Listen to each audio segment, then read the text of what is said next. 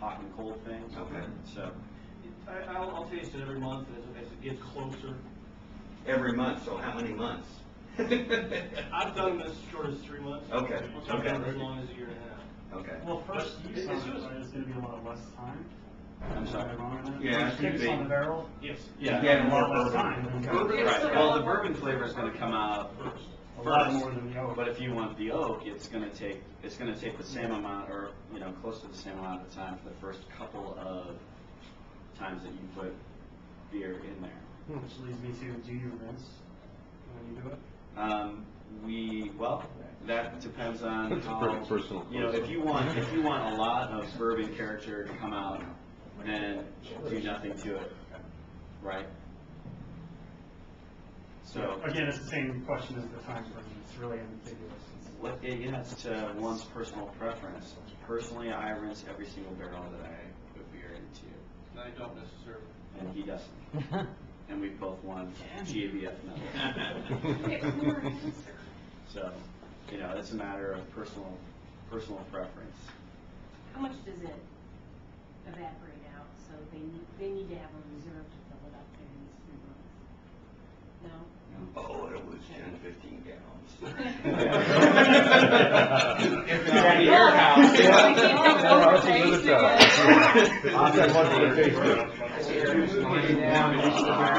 If you're moving warm and cold, you're going to want to leave a little bit of space in the top so that you have room for the beer to expand and contract. Otherwise, it's going to make bad things happen, and you're going to lose your beer.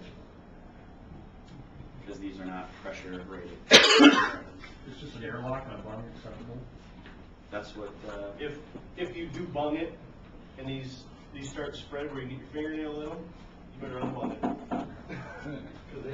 You can also, if it starts to spread on the top, and you're starting to lose beer as well, then put water on top of here. It'll swell the top part. So. I never locked Bob, do you know when they were empty? Did he tell you? No, I doubt that he knows. I think that knows when they're filled. There is a bill date on it. That was the beginning. it. May 13th, 02. Yeah, that's the fill date. Yeah. So really don't know. That's what I'm saying. Let's take one apart and find out. John's trying to crawl in there. It's wet. It's wet. Yeah. So I get through it as soon as possible. Can you tell me, can we look inside and see the darker ones and the lighter ones? I mean, can you tell by looking The chart is inside? going to be, they're going to be pretty close. So. They want to produce a standard, Darker beer. The barrels themselves are near identical. When they're ordering barrels in the Cooper, they're going to say, we want this particular level of toast so that they have their signature flavor. So what your main goal in getting the beer in there, the bourbon flavor is going to come out fast, but there's a sugar ring, and that's where all the deliciousness in the bourbon barrel is. And so you're trying to get beer to that sugar ring and pull it back out. And the only way to know where it is in here, unless you are a master distiller, is to cut a stave and you'll see it.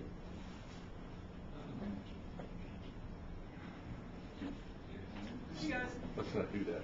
Yeah, we don't. No. We also left these pickup and said one bottle per club. Does anybody have any more questions?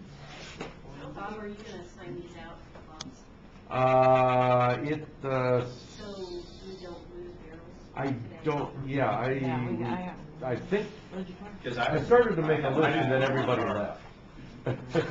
Fossil is here, FBI is here, iPads is here, who else here? Hot Talkies.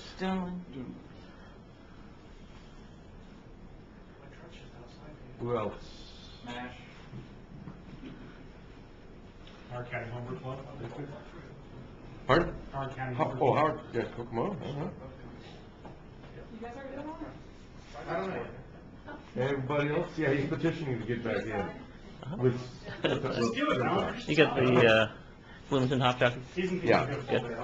3, 4, 5, 6, 7, 8, which, That leaves, Mega, Becca's represented here, but they're not sure whether they're gonna take one or not. not Mega, Mega. He's right here. We didn't have them in the. Mega.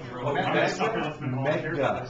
Mega who? Michigan, area, range, whatever that is. I know that they're You got involved, but enough. sample. Pardon? You got enough for the people to close